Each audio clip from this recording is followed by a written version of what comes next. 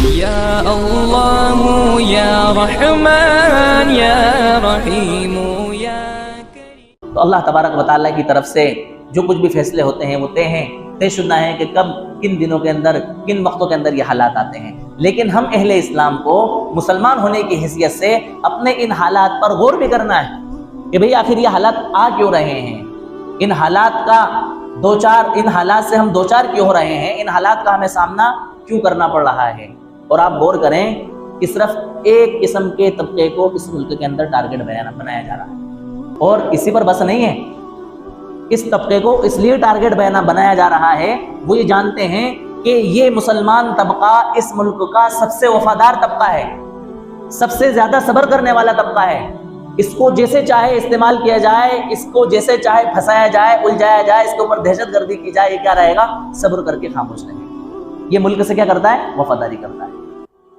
صرف یہ اس طبقے کو ٹارگٹ نہیں بنائیں گے، بلکہ یہ کچھ ایسے قوانین اس ملک کے اندر لانا چاہتے ہیں جس قانون کے ذریعے یہ ہر قسم کے طبقے کو، چاہے وہ سکھ ہوں، عیسائی ہوں یا نچلی کاسٹ سے تعلق رکھنے والے لوگ ہوں، سب کو یہ ٹارگٹ بنائیں گے، سب کو ظلم و تشدد کا نشانہ بنائیں گے، ان کے اوپر زیادتی کریں گے۔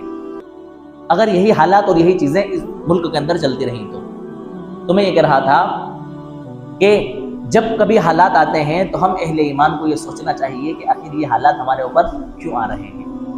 اللہ کے رسول صلی اللہ علیہ وسلم نے فرمایا کہ اہل اسلام پر اسلام دشمن طاقتیں، کفار اور فجار اس طرح سے ٹوٹیں گے، ان کو کھانے کی اس طرح سے کوشش کریں گے جس طرح بھوکے کھانے پر ٹوٹتے ہیں۔ بھئی ایک انسان بھوکا ہو، بہت دیر سے اور کئی گھنٹوں سے اس کو کھانا نہ ملا اور اس کو شدت کی بھوک لگی ہو، تو وہ کھانے کے اوپر کس طرح سے گرتا ہے؟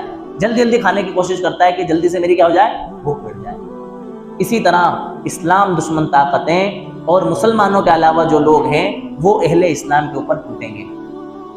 صحابہ تو صحابہ تھے، انہوں نے تو اللہ کے رسول صلی اللہ علیہ وسلم کی موجودگی میں اللہ کے رسول کے معجزات کو دیکھا تھا کہ 313 صحابہ جو کہ نہتے ہیں 1000 مسلح فوجیوں کے اوپر اور مسلح لوگوں کے اوپر، مسلح کا مطلب یعنی ہتھیار لیس لوگوں پر غالب آ گئے، تو مسلمان اس دور کے اندر کیسے کمزور ہو جائیں گے اور کس طرح سے پستی کا شکار ہو جائیں گے؟ اللہ کے رسول کیا مسلمانوں کی تعداد کم ہوگی؟ فرمایا نہیں، مسلمانوں کی تعداد تو اتنی ہوگی جتنی سمندر کے جھاگ ہوتے ہیں۔ کتنے ہوتے ہیں سمندر کے جھاگ؟ اتنی تعداد ہوگی۔ تو فرمایا کہ پھر ایسا کیوں ہوگا؟ فرمایا مسلمان اس وقت ایسے کمزور ہوں گے کہ جس طرح سے تنکے سیلاب کے اندر بہتے ہیں، بہت زیادہ تعداد میں ہوتے ہیں، اگر ان تنکوں کو اکٹھا کیا جائے اور جمع کیا جائے تو کثیر تعداد میں ہوتے ہیں، لیکن تنکے ہونے کی وجہ سے ان کے اندر کوئی طاقت اور کوئی جماؤ نہیں ہوتا ہے، بلکہ وہ کیا ہو جاتے ہیں؟ بہہ جاتے ہیں۔ اور فرمایا کہ دیکھو جب کبھی کوئی حملہ ہو، کوئی پریشانی کا وقت آ جائے، کوئی مصیبت کا وقت آ جائے، تو ہمیں ہاتھ پہ ہاتھ دھرنے کی بھی تعلیم نہیں ہے کہ ہاتھ پہ ہاتھ دھر کے ہم کیا کریں؟ بیٹھے رہیں اور ہم صبر سے انتظار کرتے رہیں کہ نہیں بھئی آپ مارو، اب ہم صبر کریں گے اور ہمارے درجات اس کے اوپر کیا ہوں گے؟ بلند ہوں گے۔ نہیں، اسلام میں جہاں فتنہ اور فساد، قتل و غارت گیری کی گنجائش نہیں ہے، اسی طرح اسلام کے اندر ظلم سہنے کی بھی گنجائش نہیں ہے۔ یہ بات آپ یاد رکھیں۔